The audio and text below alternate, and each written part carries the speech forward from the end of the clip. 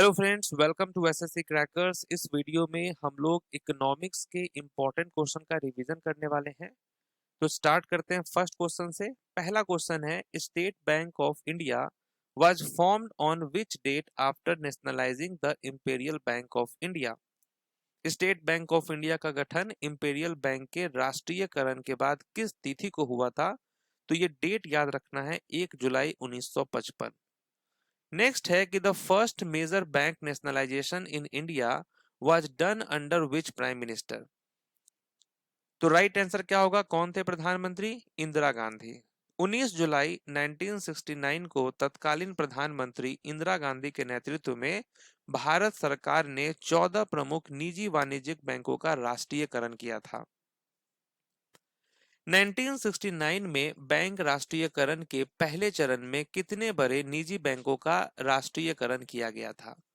तो ये जो नेशनलाइजेशन है ये 2 फेज में हुआ था। तो पहला जो फेज हुआ था उसमें टोटल 14 जो बैंक थे इसको किया गया था nationalised.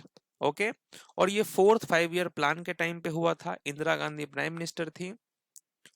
In which year did the second phase of bank nationalisation take place in India. तो जो दूसरा फेज था नेशनलाइजेशन का वो कब हुआ?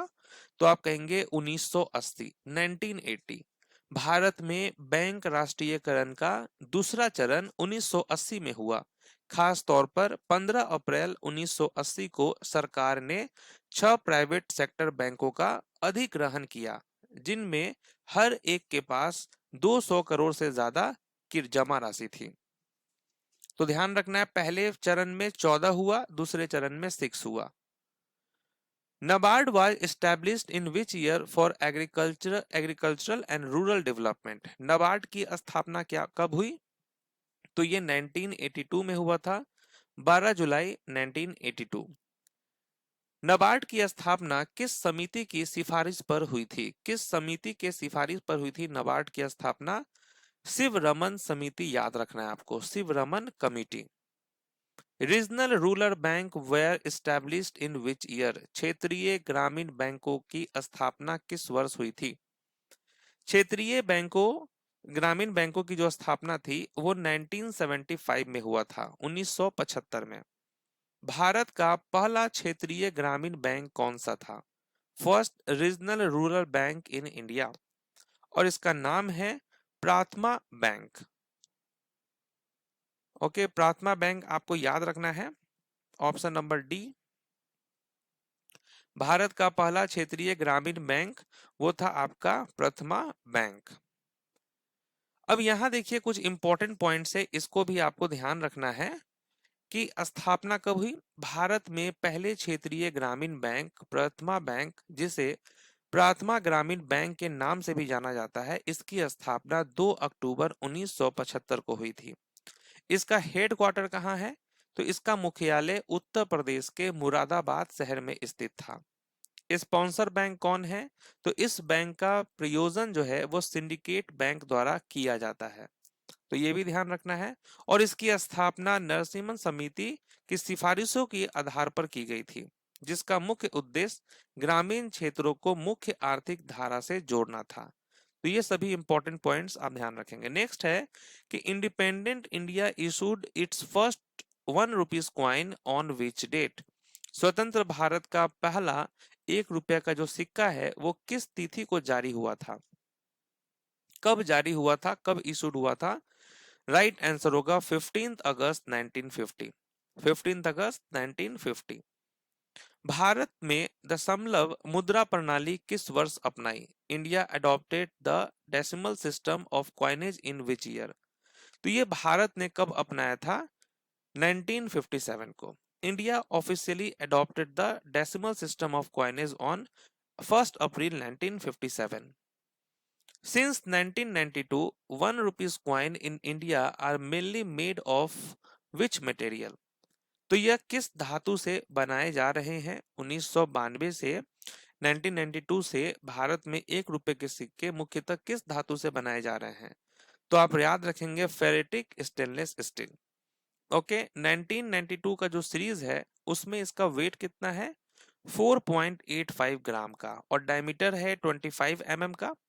लेकिन 2011 का जो सीरीज है, क्योंकि 2019 में वापस से सबको अपडेट किया गया था, तो जो 2011 का सीरीज था उसमें जो इसका वेट था वो 3.76 ग्राम का है।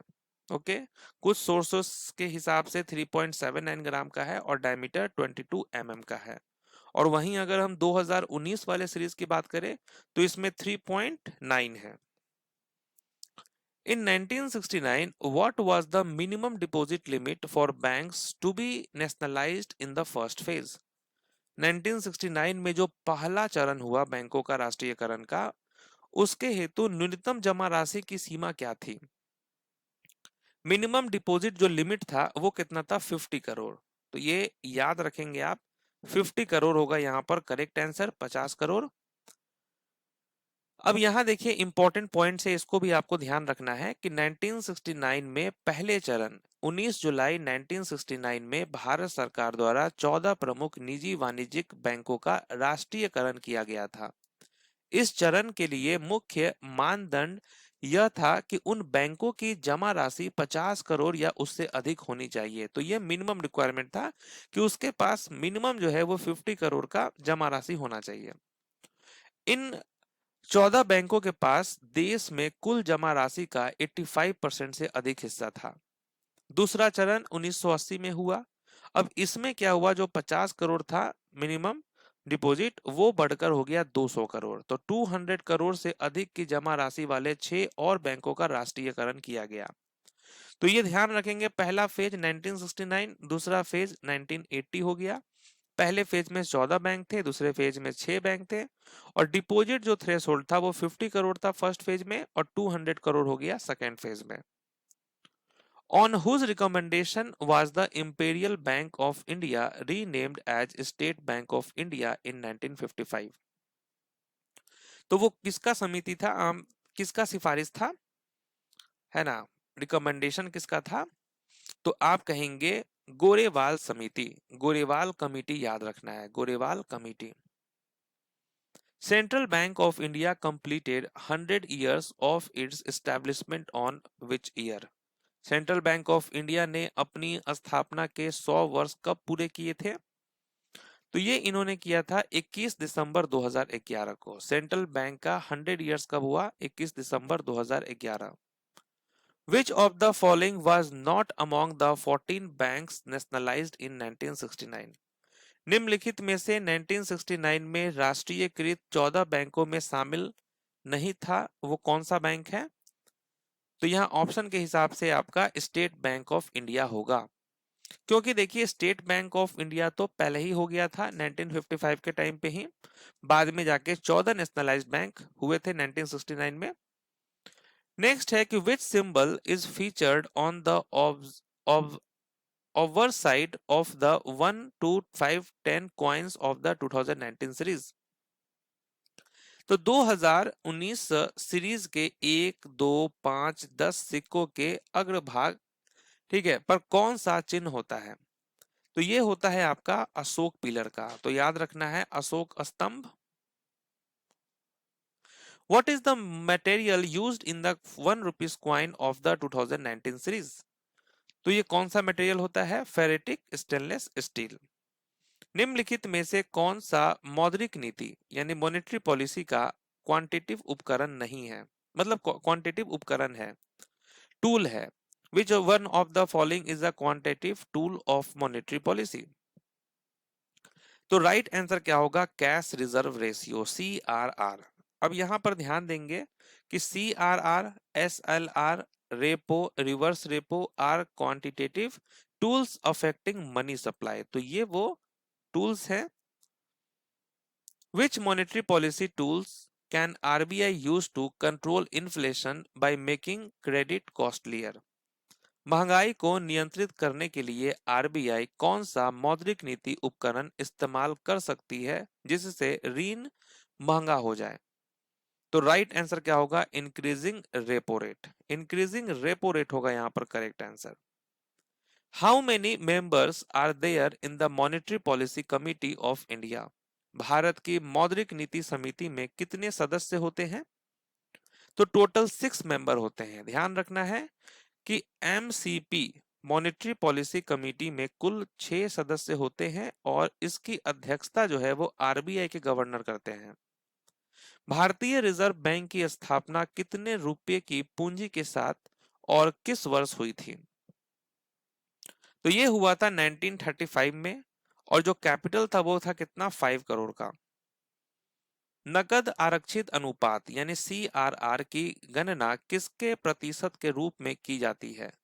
Cash reserve ratio is calculated as a percentage of. तो राइट आंसर क्या होगा, net demand and time liabilities. तो ये ध्यान रखना है, सीआरआर की जो गणना है वो किसके प्रतिशत के रूप में की जाती है, तो एनडीटीएल के रूप में। नए 200 रुपए के जो नोट हैं उसके पीछे कौन सा रूपांकन है? तो यहां पर जो आप फिगर देख रहे हैं इसके पीछे में वो क्या है, तो सांची स्तूप। एक्सिम बैंक की स्थापना किस वर्ष हुई थी? एक्सिम बैंक की स्थापना कब हुई थी? 1982 में हुआ था। एक्सिम बैंक यानी एक्सपोर्ट एंड इंपोर्ट बैंक कहते हैं इसे, इसकी स्थापना 1982 में हुई थी। एक्सिम बैंक की स्थापना 1982 में भारत के विदेशी व्यापार को वित्तपोषित और बढ़ावा देने के लिए की गई थी। नेक्स्ट है क्राउडिंग आउट प्रभाव का अर्थ क्या है? What does the crowding out effect mean in economics? तो इकोनॉमिक्स के संदर्भ में जो है क्राउडिंग आउट का क्या मतलब होता है? तो राइट आंसर क्या होगा, आप कहेंगे decrease in private investment due to governmental borrowing. सरकारी ऋण के कारण निजी निवेश में कमी। तो crowding out occurs when government borrowing raises interest rate and reduce private investment। Bharat में सबसे पुराना विकास वित्तीय संस्थान कौन सा है? ओल्डेस्ट डेवलपमेंट फाइनेंशियल इंस्टीट्यूशन इन इंडिया। तो वो है आपका IFCI, industrial finance corporation of India. ये सबसे पुराना है, सबसे पुराना विकास वित्तीय संस्थान है जिसकी स्थापना 1948 में हुई थी। वर्ष 2025 में शुरू की गई प्रगति पे पहल का मुख्य उद्देश्य क्या है? प्रगति पे इसका मुख्य उद्देश्य है promote digital payments in rural areas, ग्रामीण क्षेत्रों में डिजिटल भुगतान को बढ़ावा देना। The Phillips curve shows an inverse relationship between which two economic variable? Phillips curve जो है किन दो आर्थिक चरों के बीच विपरीत संबंध दिखाता है? तो ये अनएम्प्लॉयमेंट और इन्फ्लेशन, यहां पर राइट आंसर होगा। फिलिप्स कर्व जो है एक आर्थिक सिद्धांत है जिसे ए डब्ल्यू फिलिप्स ने विकसित किया था और यह सिद्धांत बताता है कि अर्थव्यवस्था में मुद्रास्फीति यानी इन्फ्लेशन और बेरोजगारी के बीच एक विपरीत संबंध होता है। नेक्स्ट है लाफर कर्व किसके बीच संबंध दिखाता है? The लाफर curve shows the relationship between which two factor? तो ये वो दो फैक्टर कौन है? Tax rate and government tax revenue होगा यहाँ पर राइट आंसर। कर दर और सरकार को प्राप्त कर राजस्व। भारत में अब तक कुल कितनी बार जो है डीमोनेटाइजेशन हुआ है?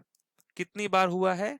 तो ध्यान रखना है 3 बार हुआ है, 1946, 1978 एंड 2016। सेवा सहकारी बैंक की स्थापना पहली बार कब और कहां हुई थी? तो ये कहां पे हुआ था? 1974 अहमदाबाद होगा। सेवा cooperative bank was first initiated in Ahmedabad in 1974 to serve self employed women. ठीक है। नबार्ड की स्थापना के समय जो प्रारंभिक पूंजी थी वो कितनी थी? इनिशियल कैपिटल कितना था? वो था 100 करोड़ का, 100 करोड़। महात्मा गांधी नई सीरीज के 50 रुपए का जो नोट है उसका आधार रंग क्या है? Base colour of the ₹50 bank note of the Mahatma Gandhi new series. तो इसका कलर है फ्लोरेसेंट ब्लू। फ्लोरेसेंट नीला जो है ये है इसका रंग। भारतीय रुपया पहली बार कब अवमूल्यित किया गया? When was the Indian rupee devalued for the first time? तो ये कब हुआ? 1949 में। The Indian rupee was devalued for the first time on September 1949। ठीक है, जो रुपया था वो devalued हो गया था 30.5% अगेंस्ट द यूएस डॉलर। भारतीय रुपये का नया मुद्रा प्रतीक, ये जो रुपीस का सिंबल है, ये आधिकारिक रूप से कब अपनाया गया था? ये अपनाया गया था 2010 में, 15 जुलाई 2010 को अपनाया गया था। भारतीय रुपये का जो प्रतीक है, सिंबल है, वो किसने डिजाइन किया था? Who design the Indian rupee symbol? इसको डिजाइन किया था उदय कुमार ने। ओके, यहां पर ध्यान देंगे, इस प्रतीक को डी उदय कुमार ने डिजाइन किया, जिसमें देवनागरी जो है ये सिंबल है और लैटिन आर दो क्षैतिज रेखाओं के साथ जोड़ा गया था। भारतीय रिजर्व बैंक द्वारा अब तक मुद्रित सबसे उच्च मूल्य का नोट कौन सा है? The highest denomination currency note ever printed by the Reserve Bank of India, तो वो है आपका 10,000 रुपए का। Reserve Bank of India first printed the 10,000 rupees note in 1938। ठीक है, बाद में भी हुआ, बाद में इसको बंद कर दिया गया, लेकिन अब तक जो अगर पूछेगा ये question, highest denomination currency note क्या कौन सा है, तो वो 10,000 रुपए का है। Currency notes and coins are commonly refer to as, मुद्रा नोट और सिक्कों को सामान्यतः किस नाम से जाना जाता है? करेंसी तो आप जानते ही हैं, मनी भी जानते हैं, लेकिन ये फिएट मनी, ये भी ध्यान रखेंगे।